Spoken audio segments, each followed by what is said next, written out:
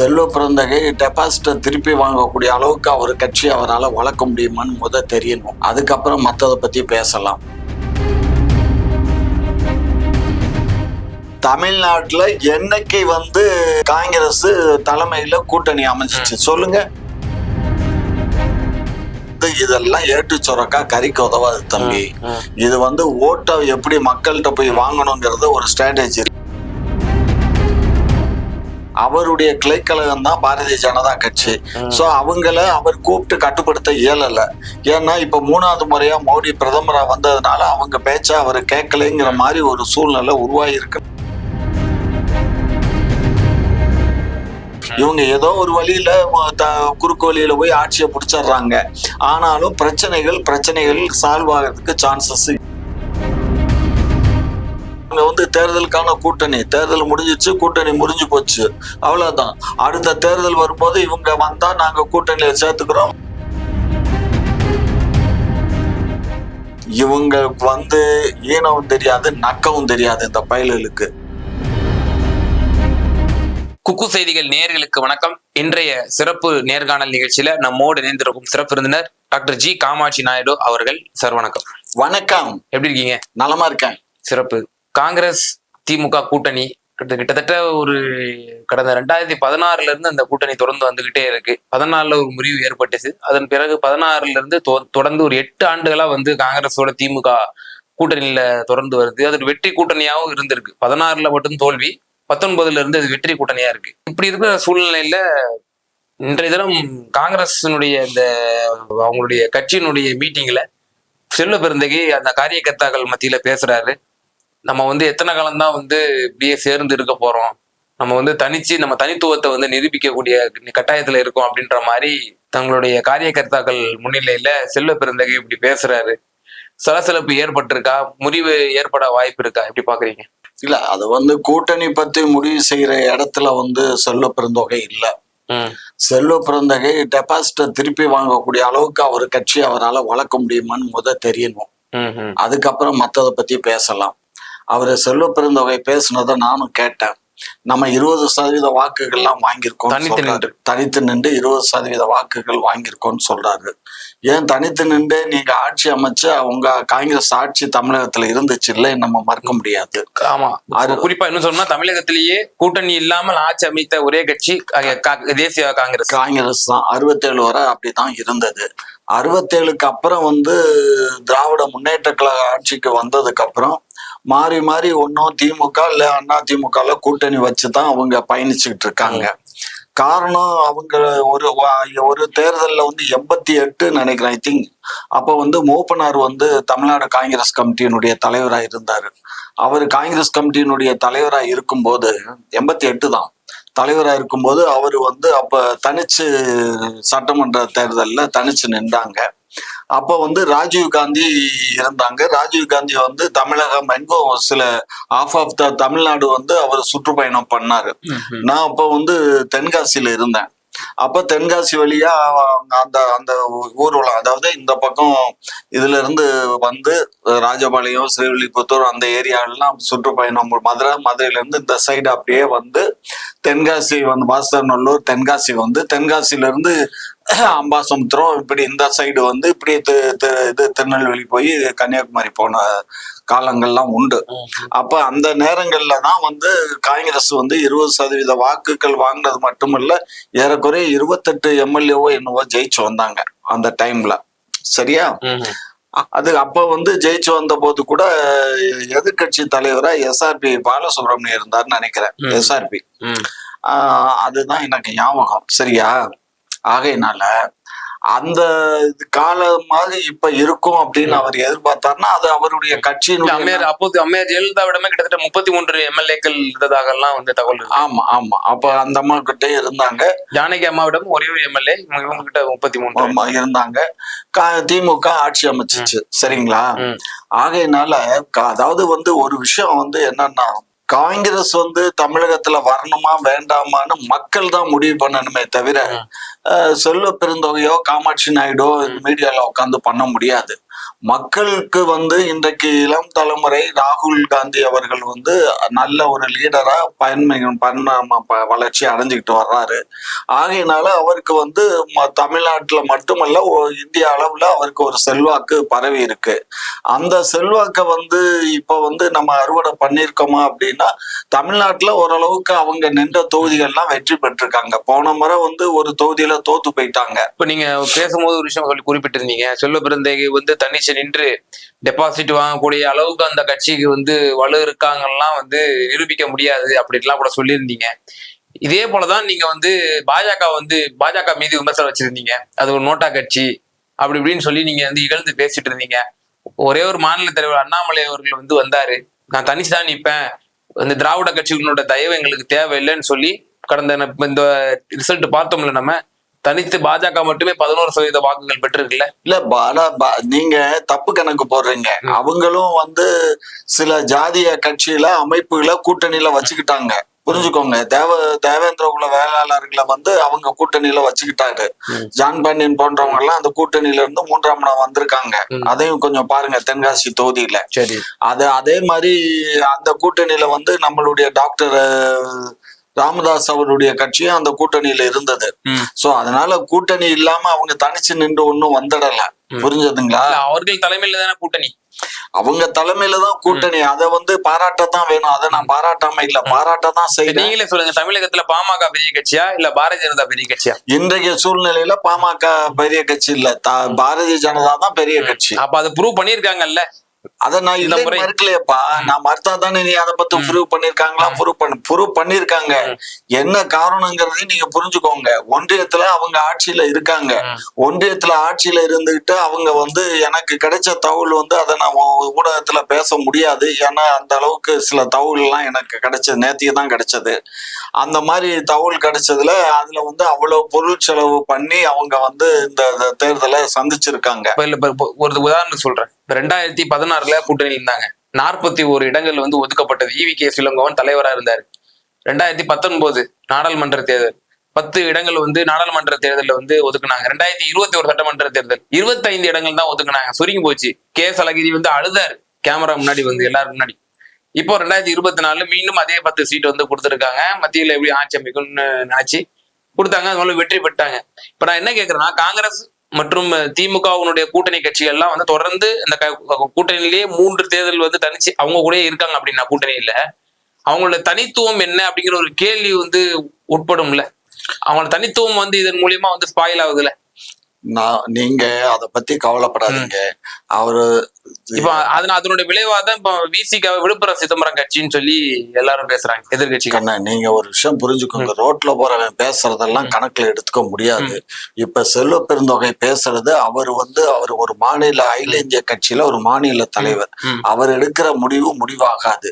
அது அகில இந்திய தலைமை தான் அந்த முடிவு. ஒரு அண்ணாமலையால எடுக்க முடியுது, ஏன் செல்வ பெருந்தகை அண்ணாமலையால தனிப்பட்ட முறையில எடுக்கல. அண்ணாமலைக்கு மேலிடத்துல வந்து சொன்னாங்களா அதிமுக கூட்டணி கழட்டி விட்டுருங்க.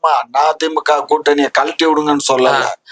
அதிமுக நீங்க தான் கடைசி வரைக்கும் ஏன் வந்து ஜன்னல் திறந்திருக்கு, கதவுகள் திறந்து பாருப்பா. ஒரு விஷயம் புரிஞ்சுக்கையா, பாரதிய ஜனதா கட்சி தலைமையில கூட்டணி அமையணுங்கிறதா ஒன்றிய அரசனுடைய தலையாய கடமை. அத பிரதிபலிப்பாதான் அதனுடைய தாக்கத்தை தான் இவர் உண்டு பண்ணாரு அண்ணாமலை. அந்த தாக்கத்தின் அடிப்படையில அவர் பேச ஆரம்பிச்சாரு. அவர் பேச ஆரம்பிச்ச உடனே என்ன ஆயிடுச்சுன்னா, அப்ப உங்க தலைமையில நாங்க கூட்டணி வைக்க மாட்டோம், 2026 நீங்க தான் சீஃப் மினிஸ்டர்னு சொன்னா உங்களோட கூட்டணியில நாங்க பயணிக்க விரும்பலன்னு சொல்லி அதிமுக வெளியே. எண்ணிக்கைக்கு ஒரு வாரம் முன்னாடி இதே மாதிரியான வார்த்தைகள் செல்வ பிறந்தகை பேசினாரு. நாமெல்லாம் வந்து ஒரு காலத்துல நாம தான் வந்து மாநில கட்சிகளுக்கு பகிர்ந்து கொடுப்போம், இப்ப அவங்க வந்து நமக்கு பகிர்ந்து கொடுக்குறாங்க, அந்த நிலைமைக்கு நம்ம பின்னுக்கு போயிட்டோம் அப்படின்ற விஷயம். ஒரு விஷயம் புரிஞ்சுக்கோங்க. தமிழ்நாட்டுல என்னைக்கு வந்து காங்கிரஸ் தலைமையில கூட்டணி அமைஞ்சிச்சு சொல்லுங்க சொல்லுங்க சார். 67க்கு அப்புறம் காங்கிரஸ் தலைமையில அதன் பிறகு நடந்த நாடாளுமன்ற தேர்தலில் வந்து இந்திரா காந்தி அம்மையார் வந்து விட்டு கொடுக்கலையா? அப்ப வந்து கலைஞர் ஆட்சி இருக்கும்போது இந்திரா காந்தி வந்து கேட்டாங்க, மீண்டும் நான் வந்து ஆட்சி அமைக்கணும்னா எனக்கு நாடாளுமன்றத்துல இடங்கள் வந்து அதான் நாடாளுமன்றத்துல எனக்கு அதிகமான வாக்கு இது வேணும், தொகுதிகள் வேணும். அதனால எனக்கு வந்து நீங்க இத ஒரு 70, அதாவது 30, நீங்க 10 வச்சுக்கோங்க, நீங்க 30 தொகுதியை எங்களுக்கு விட்டு கொடுத்துருங்க, சட்டமன்றத்துல நீங்க வச்சுக்கோங்க. சட்டமன்றத்துல அவங்க சொன்னது மேடம் சொன்னது. அப்ப அந்த சட்டமன்ற புறக்கணிக்க நினைக்கிறேன். அதாங்க சட்டமன்றத்துல முழுமையா நீங்க வச்சுக்கோ, முழுமைன்னு சொல்ல நீங்க வச்சுக்கோங்க, எங்களுக்கு ஒரு பெர்சன்டேஜ் கொடுத்துட்டு நீங்க வச்சுக்கோங்க, இதுல எங்களுக்கு கொடுத்துருங்க அப்படின்னு சொல்லி 2 முறை அப்படித்தான் வந்தது. அதிகப்படியான நாடாளுமன்ற உறுப்பினர்களை காங்கிரசுக்கும் இவங்க குறைவான சீட்டுகளை வாங்கி தான் வெற்றி பெற்றாங்க. வெற்றி பெற்று ஆட்சி அமைச்சாங்க. இந்திரா காந்தி தலைமையில ஆட்சி எல்லாம் அமைஞ்சிச்சு. அதுக்கு பின்னாடி காலத்துல என்ன ஆயிடுச்சுன்னா நமக்கு வந்து அந்த இதுல வந்து நம்ம 99ல நம்ம பிஜேபிக்கு வந்து ஆதரவு கொடுத்தோம் இல்லையா. அவங்க இந்திரா காந்தி ராஜீவ் காந்தி எல்லாம் போயிட்டாங்க. போனதுக்கு அப்புறம் 99ல வாஜ்பாய்க்கு நம்ம ஆதரவு கொடுக்குறோம். வாஜ்பாய்க்கு ஆதரவு கொடுக்கும்போது அதுக்கு பின்னாடி வாஜ்பாய் பீரியட்ல இருந்து வெளியில வந்துட்டோம். அப்புறம் காங்கிரஸ நம்ம தான் அவங்க நம்மகிட்ட வந்து கேட்டாங்க, நாங்க கூட்டணிக்கு வந்துடுறோம்னாங்க.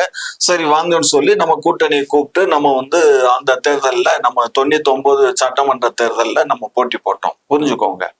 சோ அதனால சில விஷயங்கள் வந்து இப்ப காங்கிரஸ் இங்க வளர்ந்துருக்காங்கன்னா இங்க காங்கிரஸ்ல வேலை பார்க்கறதுக்கு யாரும் இல்ல. காங்கிரஸ்ல வேலை பார்க்கறதுக்கு யாரும் இல்ல. இளைஞர்களும் அந்த கட்சியில இல்ல. நடுத்தரத்தையும் தாண்டினவங்க தான் இருக்காங்க. கிட்டத்தட்ட ஒரு 50-60, அதாவது இளைஞரா இருந்தவங்க இன்னைக்கு ஒரு 50-60 அவங்க ஒரு துறையை வச்சுட்டாங்க சார், ப்ரொஃபஷனல் காங்கிரஸ் சொல்லி. அங்க எல்லாம் படித்தவர்கள் இளைஞர்கள் எல்லாம் வந்து அங்க இருக்காங்க. பாருங்க, இது வந்து இதெல்லாம் ஏட்டு சொரக்கா கறிக்கு உதவாது தம்பி.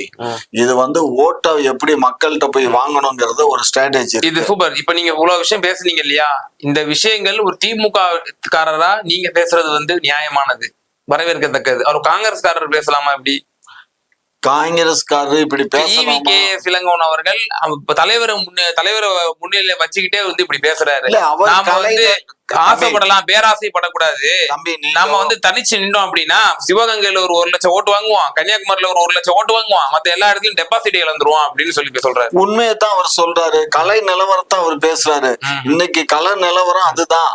ஏன்னா அவரு மூத்த தலைவர் பேசலாம். மூத்த தலைவர் மட்டுமல்ல, அவர் ஏற்கனவே நாடாளுமன்ற உறுப்பினர் இருந்திருக்காரு. முதல் சட்டமன்ற உறுப்பினர், அதுக்கப்புறம் நாடாளுமன்ற உறுப்பினரா இருக்கும் போது அப்ப வந்து அமைச்சர் அண்ணாமலை அவர்கள் ஒரு முடிவு எடுத்தாரு, தனிச்சு நிப்போம், தனிச்சு நம்ம எல்லா 40 தொகுதியில வந்து கணக்கான நம்ம தலைமையிலான ஒரு கூட்டணி அமைச்சு வந்து நம்ம இது பண்ணுவோம் அப்படின்னு சொல்றாரு.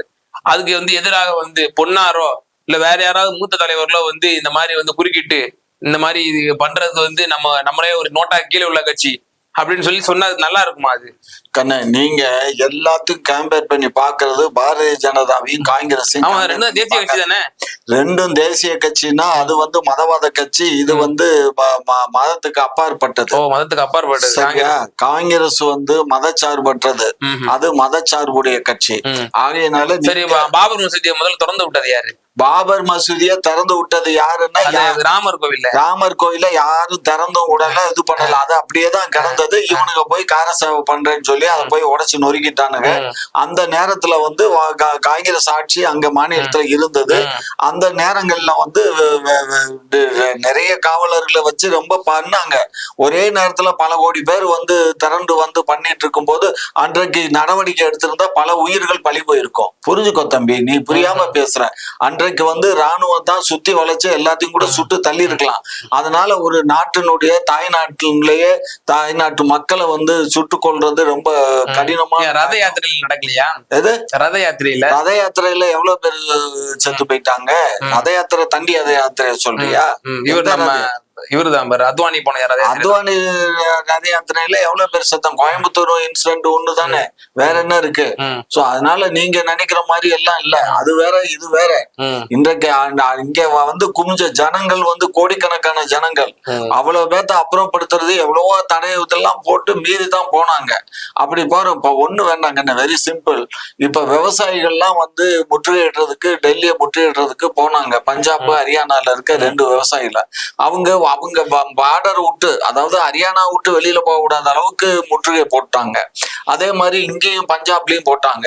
போட்டு மீறி போய் அங்க போராட்டம் பண்ணாங்க. அவங்க போலீஸாலே கட்டுப்படுத்த முடியல. அவங்க என்னெல்லாம் பண்ணாங்க, இதுல ரப்பர் குண்டு வச்சு வெடிச்சாங்க, மறுபடியும் அந்த கண்ணீர் போக கொண்டு வீசுறாங்க, தண்ணி அடிச்சாங்க, அவ்வளவு அடிச்சு போல எல்லாம் அங்கேதான் இருந்தாங்க. அதனால இது சாத்வீகமான முறை. அவன் காட்டு மிராண்டித்தனமா வர்றவனுங்களை நம்ம வேற சாத்வீகத்தை எல்லாம் உபயோகப்படுத்த முடியாது. அதனால நம்ம அன்றைக்கு துப்பாக்கி சூடுதான் நடந்திருக்கும். அப்படி நடந்திருந்தா நிறைய உயிர் பலிகள் போயிருக்கும். ஆகையினால இதெல்லாம் அதாவது கண்ண மெஜாரிட்டி தான் கண்ணு எந்த இடத்துலயுமே வெற்றி பெறுது. இப்ப மெஜாரிட்டி மோகன் பாகவத் இன்னைக்கு ஒரு ஸ்டேட்மெண்ட் விட்டுருக்காரு, மணிப்பூர் இப்போ வரைக்கும் பத்தி எரிஞ்சிட்டு இருக்கு அப்படின்னு சொல்லி பிஜேபி அரசை சாடுற விதமா மோகன் பாகவத்தே பேசியிருக்காரு. அதுதான் ஒரு வியப்புக்குரிய விஷயம். மணிப்பூர் இன்னும் வரைக்கும் எரிஞ்சிட்டு இருக்கு, என்ன பண்ணிட்டு இருக்கீங்க, கட்டுப்படுத்துங்க அப்படின்னு சொல்லி மோகன் பாகவத் பேசுறாரு. நீங்க சொல்ற அளவுகள் அங்கேயே வச்சிருவோம். நம்ம ராணுவத்தை இறக்கி நம்ம பண்ணோம் அப்படின்னா பல உயிரிழப்புகள் ஏற்படும், அதனால அடிச்சுட்டு சாப்பிட்டோம் அப்படின்னு கூட சொல்லல. தம்பி, நீங்க ஒரு விஷயம் புரிஞ்சுக்கோங்க. மோகன் பாகவத் பேசுறாரு அப்படின்னா அவர் மனிதாபிமான அடிப்படையில பேசுறாரு. அவருடைய கிளைக்கழகம் தான் பாரதிய ஜனதா கட்சி. சோ அவர் கூப்பிட்டு கட்டுப்படுத்த இயலல. ஏன்னா இப்ப 3வது முறையா மோடி பிரதமரா வந்ததுனால அவங்க பேச்ச அவர் கேட்கலைங்கிற மாதிரி ஒரு சூழ்நிலை உருவாகி இருக்குன்னு நான் கேள்விப்பட்டேன். அது எந்த அளவுக்கு உண்மைன்னு எனக்கு தெரியாது. ஏன்னா மோகன் பாகவத் இப்படி பேசுறாருன்னா அது பெரிய விஷயம். 2வது அங்க இருந்த மணிப்பூர்ல இருந்த துப்பாக்கிகள் எல்லாம் ராணுவத்துல இருந்த துப்பாக்கி எல்லாம் கொள்ளையடிக்கப்பட்டது. உங்களுக்கு ஞாபகம் இருக்கும்னு நினைக்கிறேன். அந்த துப்பாக்கி எல்லாம் கொள்ளையடிச்சாங்களா இல்ல இவங்களே மக்களை எதிராளிகளை கூப்பிட்டு கையில கொடுத்தாங்களான்னு தெரியாது. இந்த மாதிரி ஒரு கிரிட்டிக்கல் சிச்சுவேஷன்ஸ் அங்க நிலவிக்கிட்டு இருக்கு. இது கிழக்கு மாநிலங்கள்ல எல்லாத்துலயும் தான் இருக்கு. இப்ப பாரதிய ஜனதா கட்சி அங்க ஒவ்வொரு மாநிலங்கள்ல இப்ப ஆட்சி அமைக்க அங்க பிரச்சனைகள் ரைஸ் ஆகிட்டு தான் இருக்கும். இவங்க ஏதோ ஒரு வழியில குறுக்கு வழியில போய் ஆட்சியை பிடிச்சிடுறாங்க. ஆனாலும் பிரச்சனைகள் சால்வ் ஆகிறதுக்கு சான்சஸ். எனக்கு என்னன்னா சார் கேள்வி, இப்போ ஒரு தலைவர் இப்படி ஒரு அறிவிப்பு செய்யறாரு. இப்ப நம்மளுடைய காங்கிரஸ் கட்சி இன்னொரு பிரதான கட்சியோட தயவுலயே இத்தனை ஆண்டுகளும் நம்ம ஓட்டி கழிச்சிட்டோம். குண்டு சட்டிக்குள்ளேயே குதிரை ஓட்டி இருக்கோம். நாம வளரணும், இந்த மாநிலத்துல நம்மளுடைய இருப்பு அதிகரிக்கணும், நம்மளுடைய தொண்டர்கள் நம்ம ஸ்ட்ரென்த் பண்ணணும் அப்படிங்கிறதுக்காக ஒரு நியமிக்கப்பட்ட ஒரு மாநில தலைவர் முன்னெடுக்கும் பொழுது அதுக்கு ஒரு போர்க்குரல் எழுப்புறதுங்கிறது சரிதானா?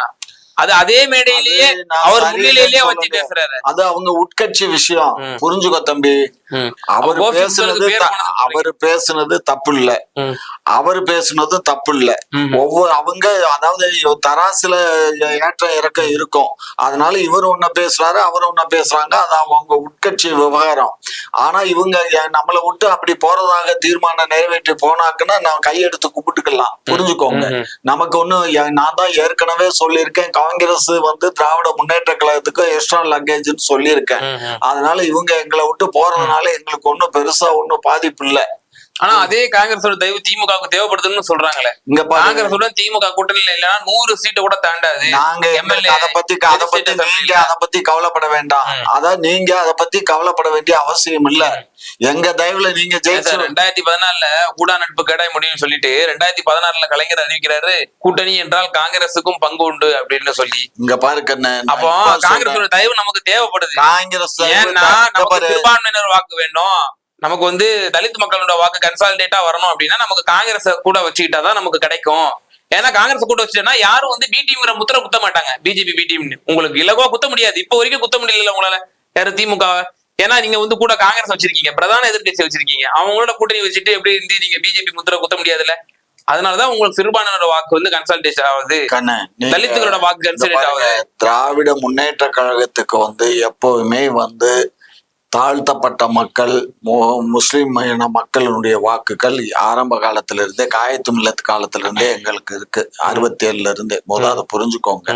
67லயே எங்க கூட்டணியில அவங்க வந்துட்டாங்க. அதுல இருந்து இந்த நிமிஷம் வரை இருக்கு. எங்களுக்கும் அவங்களுக்கும் எந்த விதமான கருத்து வேறுபாடுகள் கிடையாது. என்னவா சில நேரங்கள்ல இருந்தா அதை கூப்பிட்டு உண்மையை சொல்லி இந்த மாதிரி சூழ்நிலையில என்ன செய்யலாங்கிறதை டிஸ்கஸ் பண்றாங்க. அந்த முதலமைச்சர் அந்த இனத்தினுடைய தலைவர்களை கூப்பிட்டு டிஸ்கஸ் பண்றாங்க. பேச்சுவார்த்தை சுகமா தான் முடியுது. ஆகையினால நாங்க பயணிக்கிற போட்டு கண்டிப்பா கரை சேர்ந்துரும். காங்கிரஸ் கட்சி தனித்து போகணும்னா தாராளமா அவங்க போகலாம். இப்ப கூட எங்களுக்கு எந்த விதமான ஆட்சேபனை இல்லை. எங்களோட இருக்கக்கூடிய இந்த எம்பிக்கள் கூட தனியா போய் அவங்க தனியா இருக்கட்டும், தனியா போய் பார்லிமெண்ட்ல அவங்க 100 பேர் இருக்காங்க, 100 இவங்களை சேர்த்து தானே 100 இவங்க 100 இருக்கிறாங்க, இருந்துட்டு போட்டோம். நாங்க வந்து தேர்தலுக்கான கூட்டணி, தேர்தல் முடிஞ்சிச்சு, கூட்டணி முடிஞ்சு போச்சு, அவ்வளவுதான். அடுத்த தேர்தல் வரும்போது இவங்க வந்தா நாங்க கூட்டணியில சேர்த்துக்கிறோம். இதுல 100 அறிப்பேரா இருந்துச்சு இடையில விக்கிரவாண்டிக்கு வந்து திமுக வேட்பாளருக்கு ஆதரவு. தம்பி நான் தான் சொல்றேனே, இவங்களுக்கு வந்து அதாவது ஈனவும் தெரியாது நக்கவும் தெரியாது இந்த பயலுக்கு, புரியுதா? இவங்க காங்கிரஸ்காரன்னு இந்த வார்த்தைக்காக காங்கிரஸ் வெளியேற்றவங்க நினைக்கிறேன். பண்ணட்டும், நான் காங்கிரஸ்ல இருந்தவன் தானே, எனக்கு காங்கிரஸ் பத்தி என்ன தெரியும் தெரியுமா? ஒரு 1 லட்சம் ரூபாய் செலவு கொடுத்து ஒரு காரியத்தை செய்ய சொன்னா 90,000 ரூபாய் ஆட்டைய போட்டுட்டு 10,000 ரூபாய்க்கு செஞ்சு விட்டு 1 லட்சம் ரூபாய்க்கு கணக்கு கொடுக்குற பயிலுவோம். எனக்கு இந்த பசங்களை பத்தி தெரியும். ஏன்னா நான் நடத்தின மாநாட்டுல என்கிட்டயே காசை வாங்கி இன்னும் கொடுக்காத பயிலுக அந்த கட்சியில இருக்கானுங்க. சரியா? அதுல 2 பேரும் செத்தும் போயிட்டானுங்க, 2 பேரும் 3 பேரும் செத்து போயிட்டானு, இன்னும் மீத பேர் இருக்கானுங்க. ஆகையினால அவ்வளவு பேரும் நம்பிக்கைக்கு உகந்த ஆட்கள் இல்ல. எல்லாமே நான் தான் பலமுறை பதிவு பண்றேனே, இந்த சட்டையை போட்டா அந்த கதர் சட்டை கொஞ்சம் கூட கசங்க கூடாது. அப்படிப்பட்ட ஒரு கரெக்டட் பார்ட்டியை தான் வந்து நம்ம ஆட்சியை அமர வைக்கணும் அப்படிங்கிறது. கரெக்டட் பார்ட்டி இல்ல, இங்க இருக்கக்கூடிய சில சுயநலவாதிகள். காரணம் என்னன்னா, இவன் நீண்ட காலமா தமிழ்நாட்டுல பாலிடிக்ஸ்ல இல்ல, அரசியல்ல இல்ல, ஆட்சியில இல்ல. ஆகையினால இவனுங்களுக்கு செலவு பண்ணி காஞ்சு போய் இருக்கான். அதனால கிடைக்கிற காசை சுருட்டான், அவ்வளவுதான். இது வந்து இயற்கை தான். அது வந்து செயற்கைன்னு கூட சொல்ல முடியாது. ஏன்னா ஆட்சியில இல்லாத போனா எங்க இருந்து செலவு பண்ண முடியும்? இப்ப ஒரு மீட்டிங் போடுன்னு சொல்லி இவரே சொல்றாரு, தலைவர் சொல்றாரு, ஏப்பா நான் வரேன், மதுரை வரேன், திண்டுக்கல் வரேன், மீட்டிங் ஏற்பாடு பண்ணா இவர் பணம் கொடுக்கணும். இல்லைன்னா அந்த ஆண்டுகளும் தேசியத்துல ஆண்ட கட்சி தானே, ஆண்ட கட்சி. நீங்க தான் பாத்தீங்கல்ல, ஏற்கனவே 350 கோடி என்னமோ தான் இருந்துச்சு காங்கிரஸ் கட்சியினுடைய பேங்க் அக்கவுண்ட்ல, அதையே முடக்கிட்டானுங்கல்ல. வேற என்ன இருக்கு கட்சியில ஃபண்ட் இல்லையா? அதாவது இவங்களுக்கு வந்து அதான் நான் தான் ஒரு வார்த்தை சொன்னேன்ல, அது கூட தவறான வார்த்தை தான், நான் சொல்லியிருக்க கூடாது, சொல்லிவிட்டேன். அது மாதிரிதான் இவங்களுக்கு எதுவுமே தெரியாது. இன்றைக்கு வந்து இவங்கள்ட்ட இருக்க எத்தனை லட்சம் கோடி வச்சிருக்காங்க தெரியுமா பாரதிய ஜனதா கட்சி? இன்றைக்கு தமிழ்நாடு நீங்க சொல்றீங்க தமிழ்நாடுக்குள்ள வந்துச்சுன்னு, இங்க இருக்க ரவுடிசத்தை பூரா, ரவுடிகளை பூரா இன்னைக்கு அதுல அவங்களுடைய கூடாரமா இருக்கு. பாரதிய ஜனதா கட்சியினுடைய கூடாரம் ரவுடிசம் நான் சொல்லல. அவங்க கட்சியினுடைய முன்னாள் தலைவர், முன்னாள் கவர்னரா இருந்தவங்களே சொல்றாங்க, பதிவு பண்றாங்க. பூரா ரவுடிகளையும் தான் இங்க இருக்காங்களே தவிர ஒழுக்கமானவங்க யாருமே தமிழ்நாடு பாரதிய ஜனதா கட்சியில இல்லைன்னு. அப்படிப்பட்ட ஆட்களை வச்சுக்கிட்டு பொருளாதார வசதி நிறைய உண்டு பண்ணி அதன் மூலியமா எல்லாத்தையும் மடைமாற்றம் பண்ணி எப்படியும் ஜெயிச்சிடலாம்னு முயற்சி பண்ணாங்க. அதுலயும் முயற்சி பண்ண வெற்றி பெற முடியல. அதாவது இப்போ தெருக்களா போய் இந்த நீங்க யாரும் பாரதிய ஜனதாவுக்கு ஓட்டு போடாம வந்தீங்கன்னா யாரும் குடியிருக்க முடியாதுலாம் மிரட்டினதெல்லாம் உண்டு. அந்த மாதிரி எல்லாம் பண்ணாங்க. சோ அதனால நீங்க வந்து ஒரு விஷயம் புரிஞ்சுக்கோங்க, என்ன மிரட்டினாலும் என்ன உருட்டினாலும் அந்த பிடிப்பு உள்ளவன் கட்சிக்கு தான் போடுவான். அந்தந்த கட்சியில பிடிப்பு இருந்துச்சுன்னா அந்த கட்சிக்கு தான் போடுவான். இப்ப கம்யூனிஸ்டுக்காரன் அவன் வந்து ஆட்சியை அமைக்க முடியாதுன்னு தெரியும், ஆனாலும் அந்த கூட்டணியில இருக்கும்னு சொல்லிட்டு அவன் ஓட்ட போடுறதானே செய்யறான். யோசிச்சு பாருங்க. ஏன்னா நம்ம எம்எல்ஏ 2 எம்பியோ 4 எம்எல்ஏவோ 6 எம்எல்ஏவோ ஜெயிச்சு வரணும்னா நம்ம அவங்க கட்சியில தான் நம்ம இருக்கோம் கூட்டணியில, அதனால அந்த கூட்டணி தர்மத்தை நம்ம கடைபிடிக்கணும்னு ஓட்டு போடுவானா இல்ல, அந்த மாதிரிதான் வரும். அது மாதிரி திமுகவுக்கு வந்து நாங்க திமுகவுக்கு காங்கிரஸ் ஓட்டு போடணும், நாங்க அவங்களுக்கு ஓட்டு போடணும். இது வந்து மியூச்சுவல் அண்டர்ஸ்டாண்டிங். அப்படி எங்க மியூச்சுவல் அண்டர்ஸ்டாண்டிங்ல காங்கிரஸ் இல்லைன்னு போனா தாராளமா எங்கள்கிட்ட எத்தனையோ பேர் துண்டு போட ரெடியா இருக்காங்க, புரிஞ்சுக்கோங்க. சரி, அதே போல சார் இப்போ நாடாளுமன்ற கூட்டக்குழு தலைவராக இவங்களுக்கு கனிமொழி மேடம் கொடுத்திருக்காங்க. அதே போல மக்களவை துணைத் தலைவர் பதவியை வந்து இவங்களுக்கு நம்ம தயாநிதி மாறன் அவர்களுக்கு வந்து வழங்கப்பட்டிருக்கு. இதுல எதிர்கட்சிகள்ல என்ன விமர்சனம் பண்றாங்க அப்படின்னா, முதல்வர் ஸ்டாலின் அவரோட குடும்பங்களுக்கு தான் வந்து இந்த மாதிரியான பதவிகள் எல்லாம் கொடுக்கப்படுது. சீனியாரிட்டி ஒரு பக்கம் இருந்தாலும் இவங்களுக்கு குடும்பத்தார்கள் மட்டும் தான் பதவி கொடுக்குறாங்க அப்படின்ற ஒரு விஷயம் சொல்றாங்களே, எப்படி பாக்குறீங்க? நீங்களே சொல்றீங்க சீனியாரிட்டி ஒரு பக்கம் இருந்தாலும் சீனியாரிட்டியினுடைய அடிப்படையில தான் உங்களுக்கு கொடுத்துருக்கு, சரிங்களா? இப்போ சீனியாரிட்டி அடிப்படையில எவ்வளவு காலத்துக்கு தான் வந்து இவங்களும் பொறுப்பு இல்லாம இன்றைக்கு வந்து கனிமொழி தான் வந்து டெல்லியில வந்து எல்லாத்துக்கூடையும் சகஜமா பேசி எல்லாத்துக்கூடையும் எல்லா இதுவும் ரெடி பண்றாங்க. அந்த காலத்துல கலைஞர் இருக்க காலத்திலேயே சோனியாட்ட பேசி கலைஞர் எல்லாம் சந்திக்க வச்சு பேசுனாங்க, தளபதியை கூட்டி போய் பேசுறாங்க, வைக்கிறாங்க, அந்த மாதிரி வேலைகள் பண்றாங்க. ரெண்டாவது வந்து இன்னைக்கு டிஆர் பாலு இருக்காருன்னா அவருக்கு வந்து வயது நெருக்கி 80 வயது ஆக போகுது. அவர்னால அந்த மாதிரி ஓடி ஆடி எல்லாம் அவர்னால பணி செய்ய இயலாது. ஆகையினால இப்ப அவங்கள போட்டது தயாநிதி மாறன், ராஜா, இவங்க எல்லாம் வந்து இளைஞர்கள்னா அவங்களும் 50 இயர்ஸ் ஓல்டு தான். பட் அது 80 இயர்ஸ்க்கும் 50 இயர்ஸ்க்கும் 30 இயர்ஸ் டிஃபரன்ஸ் இருக்கு இல்லையா? ஆராசா கிட்டத்தட்ட 60 வயது ஆயிருக்கும். அவருக்கு 60 வயசு வச்சுக்கோங்க, இவருக்கு 80 வயசு ஆகுது இல்ல கண்ணு. இல்ல அவர் ஒரு 70 72 தான் இருக்கும். முதல்வரோட வயது தான் இருக்கும் டிஆர் பாலு அவர்களுக்கு, அல்லது ஒரு 75 இருக்கும். இல்ல டிஆர் பாலுக்கு என் வயசு கூட, என் வயசை காட்டில டிஆர் பாலுக்கு வயசு கூட. அவர் இங்க ஒருங்கிணைந்த திராவிட முன்னேற்ற கழகத்தினுடைய மாவட்டம், சென்னை மாவட்டமே ஒரே மாவட்டமா இருந்த காலத்திலேயே அவர் மாவட்ட செயலாளர் இருந்தாரு. சோ அந்த காலத்துல இல்ல இதான் கேக்குறேன். இப்போ கட்சியில உழைப்பவர்களுக்கு எல்லாம் வந்து முன்னுரிமை கொடுக்கப்படாதா? ஏன்னா நீங்களே ஒரு முறை பதிவு செஞ்சுட்டீங்க, எங்க கட்சியில வந்து பொறுப்பு கிடைக்கணும் அப்படின்னா அமைச்சருடைய மகனா இருக்கணும் அப்படிலாம் கூட சொன்னீங்க. கண்ண இதெல்லாம் வந்து எல்லா அரசியல் கட்சிகள்லயும் இருக்கக்கூடியதுதான். இது திமுகல மட்டும் இல்ல. யாரெல்லாம் வந்து திமுகவுக்கும் அவங்க தலைமைக்கும் நெருக்கமாவும் தலைமைக்கு வந்து விசுவாசமா இருக்காங்களோ அவங்களுக்கு கொடுக்குறாங்க. அதுல என்ன தப்புன்னு சொல்ல முடியும்? சொல்ல முடியாது. ஏன்னா தலைமைக்கு வந்து ஆதரவா இருக்கக்கூடியவங்களுக்கு தானே பொறுப்பு கொடுக்க முடியும். தலைமைக்கு எதிராக இருக்கவங்களோ அல்லது தலைமையை வந்து மதிக்காதவங்களுக்கோ கொடுக்க முடியாது இல்லையா?